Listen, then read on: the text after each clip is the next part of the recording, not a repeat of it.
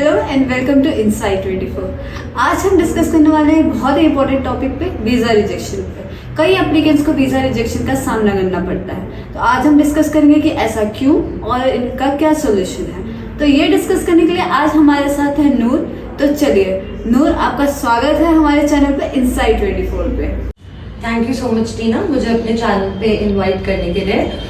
और जितना भी मेरा अभी तक का एक्सपीरियंस है या जितनी भी मुझे नॉलेज है कनाडा रिफ्यूजल्स एंड वीज़ा से रिलेटेड, तो मैं वो अपनी बेस्ट ऑफ नॉलेज प्रोवाइड करूंगी कि जो भी हमें देख रहे हैं उनको अच्छी एक गाइडेंस मिल सके कि क्या करना चाहिए ऐसे केसेस। सबसे पहले तो हमें ये समझना जरूरी है कि इतने रिफ्यूजल्स बढ़ क्यों रहे हैं। क्या सिर्फ पॉलिसी स्ट्रिक्ट हो रही है या फिर एप्लीकेंट्स की भी कई गलतियां हो रही हैं? टीना, मेरे हिसाब से ना दोनों फैक्टर्स बहुत ज़्यादा इंपॉर्टेंट है। पहला फैक्टर जैसे कि जो आपने बोला कि क्या एम्बेसी की जो पॉलिसीज हैं वो स्ट्रिक्ट हो रही हैं, तो हाँ डेफिनेटली वो लोग अब हर जो भी फ्रॉडुलेंट एप्लीकेशन होती है उसको फिल्टर कर रहे हैं, बिकॉज वो हर एक चीज़ को बहुत ही डिटेलिंग में चेक कर रहे हैं। और दूसरा फैक्टर है, अगर हम अपनी तरफ से कोई गलत या इनकम्प्लीट या मिसलीडिंग इन्फॉर्मेशन प्रोवाइड करते हैं तो डेफिनेटली फिर रिजेक्शन के चांसेस बहुत ज़्यादा बढ़ जाते हैं। अगर आप जैसे ये चाहते हैं कि मैं इसको और आपको फर्दर प्रॉपर तरीके से एलैबोरेट करके समझाना चाहूँ तो आई बी मोर देन हैप्पी कि मैं उसको अच्छे से समझाऊँ। हाँ जी ज़रूर, बिल्कुल बताइए आप। ठीक है, तो सबसे पहला फैक्टर होता है फाइनेंशियल स्टेबिलिटी।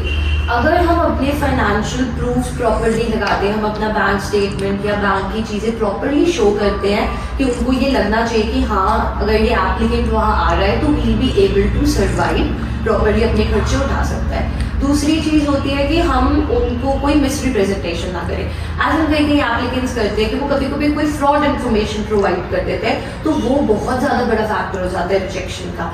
देन तीसरी चीज़ आ जाती है कि हम कोई इन्फॉर्मेशन को मिसलीड कर लेते हैं। लेकिन कभी कभी हमें होता है कि हाँ we are providing accurate information, but हम कभी कभी अपने एंड से ही गलत इन्फॉर्मेशन प्रोवाइड कर देते हैं। तो ये जो 3-4 फैक्टर्स होते हैं ये बहुत ज़्यादा बड़ा रोल प्ले करते हैं रिजेक्शन लेके आने में किसी भी एप्लीकेंट के लिए। ओके नो, चलो ये तो फिर हो गया रिजेक्ट, मतलब आपने रिजेक्शन का बता दिया। और एप्लीकेंट के वीज़ा रिजेक्ट हो गए तो उसके बाद उनके पास क्या ऑप्शन है, क्या सोल्यूशन है, फिर उसके आगे वो क्या कर सकते हैं? सबसे पहला तो सोल्यूशन ये होता है कि इस सिचुएशन में बिल्कुल भी पैनिक नहीं करना चाहिए और ना ही स्ट्रेस लेना चाहिए, क्योंकि एम्बेसी आपको ऑप्शंस देती है कि आप फिर से अपने आप को अपनी एप्लीकेशन जो है उसको रीअप्लाई कर सकते हो।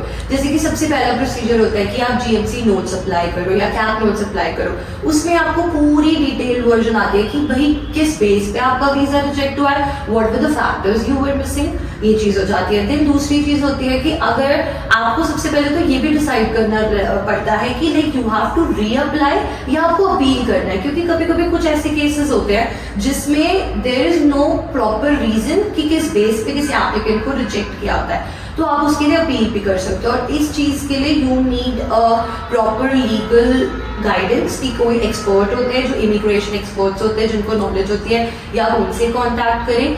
या तीसरी चीज़ होती है कि आप रीअप्लाई करें with fresh documents, proper information provide करें अपनी कि आपकी फाइनेंशियल स्टेबिलिटी स्ट्रॉन्ग है, कि आपका क्या रीज़न है कि you have to come back. क्योंकि कभी कभी उन्हें होता है कि ये एप्लीकेंट वापस नहीं आएगा, तो वो रीज़न भी बहुत ज़्यादा बड़ा फैक्टर प्ले करता है। और दूसरे पाथवेज भी होते हैं कि आप पीएनपी एप्लीकेशन हो गए या वर्क परमिट के एप्लीकेशन हो गए, उनके थ्रू भी आप अपना वीज़ा अप्रूव करवा सकते हैं।